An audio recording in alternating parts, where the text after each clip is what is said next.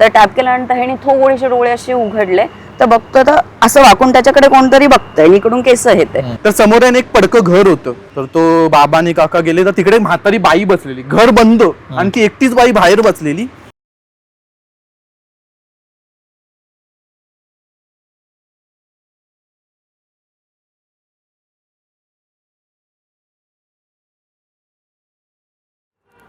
Hello संकेत दादा. Hello. हा किस्सा आहे एक राजू दादा म्हणून आमच्या शेजारी राहतो त्याचा. तर ऍक्च्युली त्याचं जुनं घर जे होतं ते रेल्वे पटरीचे असतात, तिथे छोटी छोटी घरं असतात, चाळी वगैरे, तर तिथे त्याचं घर होतं आणि त्यांनी शिफ्ट केलं दुसरीकडे. पण ते जे घर होतं ते तसंच होतं रिकामं, फक्त एक बेड तिथं ठेवला होता. आणि राजू दादा त्याला 2 भाऊ, तर ते काय करायचे अधूनमधून तिकडे झोपायला जायचे. तर मम्मी ओरडायची की कशाला जात आहे. आणि तो स्पॉट असा होता की त्यांची ही चाळ आहे, इकडे पटरी आहे आणि इकडे आडवं त्यांचं वॉशरूम जे सगळ्यांचं कॉमन असायचं ते. आणि वॉशरूमच्या इथे एक ह्याचं लिंबाचं झाड होतं. त्या लिंबाच्या झाडाच्या खाली एक म्हातारी कायम काही करणार नाही, ती चेअरमध्ये बसली ही सगळ्यांना दिसायची. अगदी छोट्यातल्या छोट्यांना, मोठ्यातल्या मोठ्यांना, पण ती काहीच करायची नाही, फक्त ती बसलेली असायची. आणि तो किस्सा सगळ्यांना माहिती होता. तर राजू दादाची मम्मी काय म्हणायची, तू कशाला जातोस तिकडे.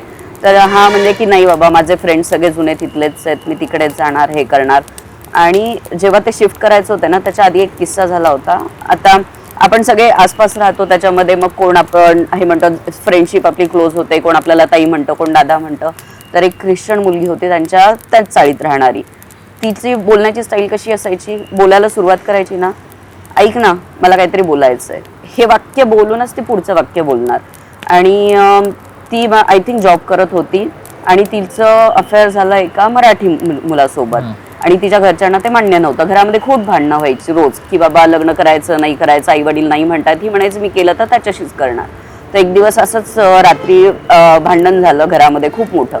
आई वडील तयार होत नव्हते. तर ती रागात म्हटली की मी जाते, मी जीव देते. ते म्हटले ठीक आहे दे म्हणून. मम्मी पप्पा सहज म्हटले की त्यांना वाटलं ही काही करणार नाही. आणि ती उठली, पळाली आणि नेमकी ट्रेन येत होती आणि ट्रेनच्या इथे तिने जीव दिला. आता तिचे म्हणजे लिटरली तुकडे तुकडे झालेले. मला राजू दादांनी सांगितलं की बोट सुद्धा त्यांनी अशी नंतर वेचली. तर आणि नेमका त्या दिवशी राजू दादा तिथेच झोपला होता. आणि तो म्हटलं आम्हाला काही वाटत नाही, कारण डेली म्हटलं तरी एखादा ऍक्सिडेंट झालेला असतो, आम्ही जातो, सगळं मदत करतो, उचलतो हे ते. मग त्या दिवशी कळालं की तिने सुसाईड केली. ते गेले, त्यांनी सगळं तिला उचललं वगैरे हे केलं. त्या ख्रिस्ती पद्धतीने क्रिमिनेशन वगैरे झालं. आणि त्याच्यानंतर तिथे एक हे कन्नडी एक माणूस होता, त्याला हिंदी सुद्धा नीट बोलता येत नव्हतं. तो जे काही एक्सप्रेस करायचं, मला भूक लागली आहे की तो असं करणार किंवा चहा, त्याचं हेच असायचं. आणि तो रात्री आला काहीतरी 11:30 वाजता जॉबवरून रिटर्न आला. आणि 12-12:30 नंतर त्याला इकडे जायचं होतं, वॉशरूमला जायचं होतं. तर तो हातामध्ये बादली वगैरे घेऊन चालला होता आणि थोडासा पुढे गेला आणि अचानक खूप मोठमोठ्याने ओरडला. म्हणजे लिटरली अख्खी चाळ जागी झाली. बाहेर आले, प्रत्येक जण विचारतंय की काय झालं म्हणून. तर त्याला काहीच बोलता येत नव्हतं. तो फक्त ह्या पायाची लंगडी अशी करतोय आणि हा तसा तिरका करतोय आणि असं फक्त की बाबा समोर काहीतरी आहे, की कोणालाच ती ऍक्शन कळाली नाही की काहीतरी वेगळं झालं म्हणून. पण ते झालं. दुसऱ्या दिवशी सकाळी तो जो तिथून गायब झाला, तो आज ताब्यात कधी रिटर्नच आला नाही माणूस. तो केरळलाच निघून गेला. अच्छा, तो म्हणजे निघूनच गेला. त्याला म्हणजे आणि त्याला त्याने एक्सप्रेस करताना फक्त काय केलं की एक पाय तुटलाय, एक पाय हात हे झालाय आणि समोर आहे. मग त्याच्यावरून लोकांनी इमॅजिन केलं की कदाचित ती असेल म्हणून. आणि तिची एक बेस्ट फ्रेंड, वॉशरूमच्या अलीकडचं घर तिचं होतं. आणि असं संध्याकाळचं तिचं काहीतरी काम चालू होतं आणि घरामध्ये ती आणि तिची मम्मी होती. मध्येच दार वाजलं तसं आईनी आतमधून आवाज दिला, स्वयंपाक करत होती, की तू दार उघड म्हणून.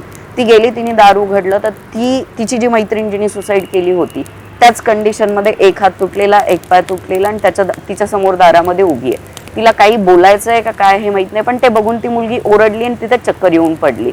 मग तिने सांगितलं. मग त्याच्यानंतर हे झालं की ते केरळच्या माणसाशी रिलेट केलं की तो जो हातपाय सांगत होता की ही कदाचित त्याला दिसली असेल. तर हे चालू होतं अधूनमधून, कोणाला तरी ती दिसायची, हे करायची. तर राजू दादाची मम्मी काय म्हटली की बस बाबा तर तू नको जात जाऊ तिकडे, वाढलंय सारखं तर. आणि ती आजी तर कायमच असायची. तर एक दिवस असंच ठरलं मित्रांचं की नाही आपण जाऊया बाहेर, झोपूया. त्याची ती एक कॉट होती. तर कॉटमध्ये मध्ये राजू दादा, इकडे एक त्याचा फ्रेंड आणि इकडे एक फ्रेंड, 3 फ्रेंड एका कॉटवरती झोपले होते. आणि त्याचा जो इकडचा फ्रेंड होता ना, तो सेम मुलीसारखा, म्हणजे गोरा गोरा हे दिसायला आणि मुलीसारखा होता. आणि झोपले रात्री 11-11:30 पर्यंत. ह्यांच्या गप्पा बिप्पा चालू होत्या. कधी झोपले ह्यांना माहित नाही. हा इकडचा कधी निघून गेला हे त्याला माहित नाही, हा झोपेमध्येच होता. इकडचा पण निघून गेला, हा एकटाच राहिला मध्ये, आणि तो झोपलेला असा वरती तोंड करून झोपलेला. आणि मध्येच काय झालं, आलं आणि त्याच्या खांद्यावरती कोणतरी टॅप केलं. तर टॅप केल्यानंतर ह्याने थोडेसे डोळे असे उघडले, तर बघतो तर असं वाकून त्याच्याकडे कोणतरी बघतंय, इकडून केस येते. तर त्याला काय वाटलं की तो जो इकडे मी म्हटलं की मुलगा तो सेम मुलीसारखा दिसतो, तर त्याला काय वाटलं की आधी चालू होतं की आपण प्रँक करू हे करू, तर तो करत असेल. मग त्यांनी असं वरती बघितलं आणि म्हटलं ठीक, म्हणजे जाऊ दे, काही लक्ष नको द्यायला, म्हटलं गमत नको करू, मला झोप आली आहे. आणि त्यांनी परत डोळे झाकले, परत टॅप केला आणि आवाज आला, ऐक ना मला काहीतरी सांगायचंय. ते जसं ऐकलं त्यांनी सगळं अंथरून बिंथरून सोडलं आणि तिथून रात्री जवळपास 1:30 वाजता तो, त्याचं नवीन घर आहे ना तिथून 15 ते 20 मिनिटं लांब आहे, तो पळत पळत तसाच गेला. आणि आजपर्यंत तो कधीच गेला नाही.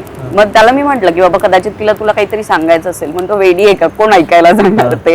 तो अजूनही तिकडे नाही गेलेला आणि ती मुलगी दिसते अजूनही दिसते. आणि ते अगदी म्हणजे माझ्या लॅबच्या थोडस समोरच आहे तो लोकेशन, मला तो माहिती आहे. माझं नाव शिरीष सूर्यकांत मुळे. किस्सा आहे ना जवळपास 10 वर्षापूर्वीच आहे. तर मी पुण्यात शिकायला होतो बॅचलर इन फाईन आर्ट्समध्ये. तर मी आमची एक स्टेट लेवलची कॉम्पिटिशन होती, तर मी गुजरातमध्ये गेलेलो. कॉम्पिटिशन कसली? इलस्ट्रेशनची होती आणि त्याच्यात मी 2nd प्राइज मारलेलं. ओके. तर माझा कॉलेजमध्ये गौरव वगैरे झाला आणि पोरं आमची खुश होती सगळी. तर आम्ही बक्षिसं वगैरे घेऊन आलो कॉलेजमधून आणि पोरांनी प्लॅन आखला की आज पार्टी करायची, धमाल करायची. तिकडून आम्ही थेट निघालो, ते थेट बारमध्ये वाईन शॉपमध्ये गेलो, सगळ्यांनी बाटल्या घेतल्या आणि थेट आमच्या हॉस्टेलच्या रूममध्ये घेतल्या, बाटल्या फोडल्या, 3 cheers for शिरीष करत सगळ्यांनी तोंडाला पेग लावले, पेग खाली ठेवले आणि आमची धमाल चालू होती. तर तेवढ्यात दारू संपली. मग अजून 2 दारूच्या बाटल्या मागवल्या, त्याही संपल्या. आणि नंतर ती बाटली लव पॅक म्हणून उलटी ठेवली. तेवढ्यात लाईट गेली. तर आमचा प्लॅन ठरलेला की आमच्या घरीच झोपायचं सगळ्यांनी. पण तर लाईट गेली, गरम होत होतं, आरकेची जेमतेम रूम होती, तर कसे काय झोपणार, म्हणून माणसं पोरं आमची चाचपडत गेली, पण घरी गेली. घरी जास्त हे नको म्हणून मी घराला कडी लावली आणि झोपून गेलो. झोपता आहे ना काय मला वेळ नाही आठवत, पण काही वेळाने आहे ना कसल्या तरी आवाजाने माझी जाग आली. तर मी डोळे उघडले आणि सगळे दुरकट दिसत होतं. तर मी उघडले आणि आजूबाजूला चेक करत होतो. माझ्या अंगात मला एवढी चढलेली ना की माझ्या अंगात ताकद नव्हती की उठायची पण.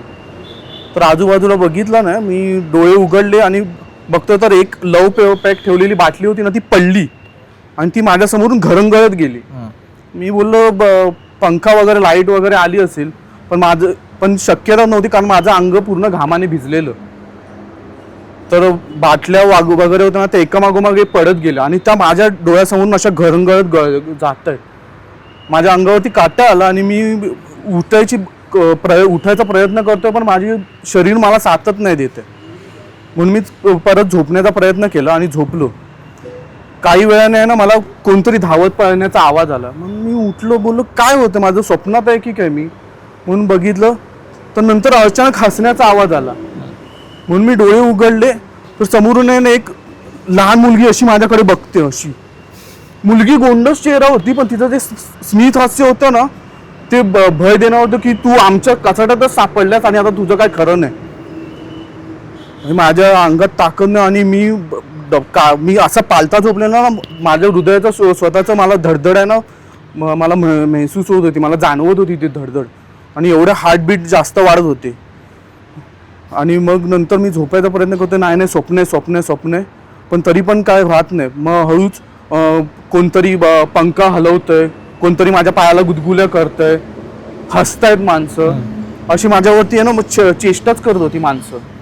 आणि मग मी कसं तरी झोपण्याचा प्रयत्न केला आणि मग झोपलो. मग काही वेळाने उठलो मी, तेव्हा जेमतेम 4 वाजलेले होतील, तेव्हा लाईट वगैरे आलेली, पण मला समजलं नाही. आणि नंतर मी तोपर्यंत उतरलेली माझी, पण मी डोकं अजूनही जड होतं. समोर बाटल्या बिटल्या पडलेल्या, सिगरेटचा बॉक्स होता, सिगरेटचा बॉक्स घेतला हातात आणि लाईट पेटवली. पण मला अजूनही समजत नव्हतं की ते स्वप्न होतं की खरं होतं. ओके. हा छोटासा किस्सा आहे. आणि पण तुला नाही वाटत स्लीप पॅरालिसिस होतं वगैरे? नाही माहिती, मला भूतांवरती विश्वास नाही, पण असेल कदाचित. असं काही नाही की भूतांवरचा विश्वास असेल तरच स्लीप पॅरालिसिस होतं, हा. नसेल तरी पण होतं. पण ते बाटल्या वगैरे असं हे करत होता, पायाला गुदगुल्या कोण करणार ना. हां, त्या गोष्टी स्वप्नात दिसल्या असेल असं तुला नाही वाटत? नाही, बाटल्या पडलेल्या असून तर मला स्वप्न नाही वाटत. Okay. असेलही कदाचित हवेच्या ह्याच्याने, कारण त्या रिकाम्या बाटल्या होत्या. ओके. पण काचेची बाटली पडणं मी कॅन वगैरे समजू शकतो, पण काचेची बाटली ती हेवी असते कॉईलची एक, ती मला जरा कठीण वाटते, म्हणून त्याच्यामुळे, बाकी काय नाही. Okay okay. आणि एक दुसरा अजून एक किस्सा आहे, तो सांग. सांग. तो वडिलांचा आहे. आम्ही मालवणचे आहेत, तर वडील इकडे गेलेले, कांदळगाव आमचं गाव आहे. तर बाबा गेलेले आणि वडिलांचे मित्र आणि बाबा गेलेले. तर एका हळदीला आहे ना त्यांचा मित्र प्यायलेला, आणि त्याने फोन केला वडिलांना की इकडे इकडे आहे मी, तू ये आमच्या इकडे जवळ, मला घ्यायला ये म्हणून. तर आमच्याकडे तेव्हा बजाज स्कूटर होती चेतक, चार गिअर्स.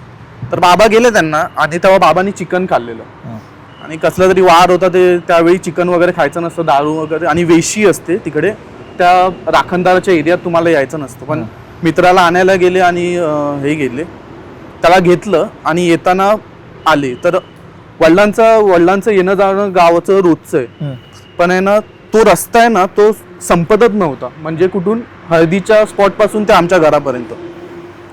तर बाबा जातात बोललो, अरे अर्धा तास झाला अजून घर आलं नाही, अजून घर आलं नाही, म्हणून परत गेले. तर 2 तिकडे फाटे फुटतात, एक डाव्या हाताला पडतो आणि एक सरळ पडतो. तर आमचा सरळ आहे, बाबांनी डाव्या हातावरून घेतलं, परत येऊन बाबा त्याच पडलं. त्याला मालवणात चकवा बोलतात. हो. तर रस्ता संपत नव्हता ना, आणि मग त्या रस्त्यावरती पुन्हा आली ना तर गाडी बंद पडली. तर मुळात जेव्हा 3 स्ट्रोकची गाडी असते चेतक ही बजाज, कारण आहे ना ती थंड नाही पडत, ज्या जुन्या गाड्या होत्या त्या. तर बाबा किक मारतायत, धक्का मारून चालू करतात, गिअरमध्ये उचलण्याचा प्रयत्न करतात, पण ती होत नाही. बाबांना समजलं की कचाट्यात सापडलोय, आपल्या चकवा लागतो त्याच्यावरती आहे. मागच्या माणसाला पण समजलं, कारण तो पिऊन आलेला. तर बाबा एका ठिकाणी थांबले, आणि बाबांनी आमचा रामेश्वर देव आहे, कुलदैवत आहे, तर त्याला हाक मारली की बघ बाबा रामेश्वर, आमच्याकडून काय झालं असत, काय चूक झाली असत, माका माहिती नव्हता अडे काय करूचा, मी चिकन खाल्लंय मागचं, मी मित्रासाठी धावून येलं, मदत करण्यासाठी येलं, म्हणून आमका माफ कर म्हणून. तर साथ घातली आणि नंतर गेले आणि किक मारायला चालू केली, तरी पण किक लागत नव्हती. तर बाबांनी आणि त्यांनी निर्णय घेतला की धक्का मारत जेवपर्यंत जातोय, एंडपर्यंत रस्त्याच्या जातोय, तोपर्यंत आपण जायचं. बाबा धक्का मारतात 5-10 मिनिटानंतर आहे ना एक रिक्षाचा आवाज आला, ट्रर करून आला. तर हे दोघं रस्त्याच्या मध्ये थांबले आणि थांबवलं स्पॉटलाईटला आपलं रिक्षाला. तर बोला, काय हो गाववाल्यांना काय करतात? तर बोला, अरे आमची गाडी अशी बंद, पण हे काय करतात, आता तुमका माहिती आहे ना ही वेळ की जायचं नसतं म्हणा. तर बाबा बोलले की चूक झाली म्हणून. तो बोला, ठीक आहे, माझ्या मागसून या, मी तुमका दाखवतोय, पण तुमका सांगतोय की हय खाई दिसला ना तरी थांबू नका गाडी. गाडी बोलले ठीक आहे म्हणून, आणि तो रिक्षावाला उतरला आणि त्याने किक मारली. तर गाडी एका किक मध्ये चालू झाली. ते बोलले फॉलो करा म्हणून. तर बाबा फॉलो करताय. त्या रिक्षावाल्याने भाई एवढ्या जोरात गाडी मारली ना की तो 5-10 मिनिटांनंतर दिसेनासा झाला, आणि बाबांची गाडी पुन्हा बंद पडली. मागचे काका घाबरले, बोललो सूर्यकांत मला नाही समजत आहे काय करायचं, आपण काय तरी तू कर, आणि इकडे फोन कर, कोणाला तरी फोन कर. पण तेव्हा साधन नव्हतं कोणाकडे मोबाईलमध्ये, पण बाबांचा तेव्हा ब्लॅक अँड व्हाईट मोबाईल. तर गेले आणि वहाळ होते, वहाळ म्हणजे छोटी नदी असते. तर तिकडे थांबवली गाडी आणि बाबा आणि ते काका बसले. तर समोर एक पडकं घर होतं, पण त्याची लाईट वगैरे गेलेली. तर बाबा बोले, थांब जरा इकडे, मी कोण आहे का बघतो, मदतीला आपल्याला मरे. तर मग नाही मी पण येणार. तर तो बाबा आणि काका गेले. तर तिकडे म्हातारी बाई बसलेली, घर बंद, आणखी एकटीच बाई बाहेर बसलेली. तर ती बोलली, काय रे काय झाला? तर बोलतो, नाही आमची गाडी बंद पडली, आम्हाला मदत पाहिजे. हा, चिकन खाऊन येलस, मागचो कोण पिलं? एक काम कर, त्या पुढे मारुतीचा मंदिर आहे, तिकडे रिक्षावाला तुमची वाट बघता. बोले, तुला कसं काय माहिती? वेळ संपण्याच्या आधी जा, लवकर जा आणि थांबू नको अडे. तर बाबा बोलले, ठीक आहे. बाबांनी गाडी घेतली, धक्का मारत गेले. तर तो रिक्षावाला तिकडे थांबलेला. तो बोललो, काय झालं, कशाला थांबलं? तुमका सांगितलेलं नाही की असं ओरडायला लागलं की थांबू नका म्हणा. नाही हो, माझी गाडी बंद पडली. तो बोला, गाडी पळवा आणि हैसून निघा पाहिला. तर त्या रिक्षावाल्याने परत आणली आणि परत किक मारली, तर गाडी चालू झाली आणि हे लोक जण फॉलो करत गेले.